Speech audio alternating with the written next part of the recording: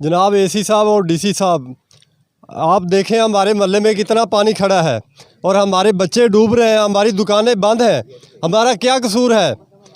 हम बहुत दफ़ा गए हैं म्यूनसिपल कमेटी वालों से, कोई बात नहीं सुन रहा हमारी।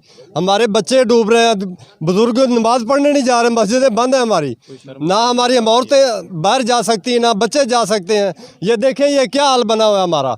हमारा कसूर क्या है? हम गरीब मोहल्ला, इसलिए अगर ये मसला हल ना हुआ तो हम कल रोड बंद करेंगे, फिर जो होगा फिर देखा जाएगा। इसी चुनिया डीसी कसूर से दरख्वास्त करते हैं कि हमारे अहले मोहल्ला फैसलाबाद जो है डूब चुका है। मच्छरों की मारो मार है, तकरीबन सारी दुकानें बंद हैं, मस्जिदें बंद हैं, नमाजी परेशान हैं, बच्चे पढ़ने से स्कूल पढ़ने नहीं जा रहे, औरतें क्या ना बहुत परेशान है, घर में सब्जियां लेने नहीं जा सकती।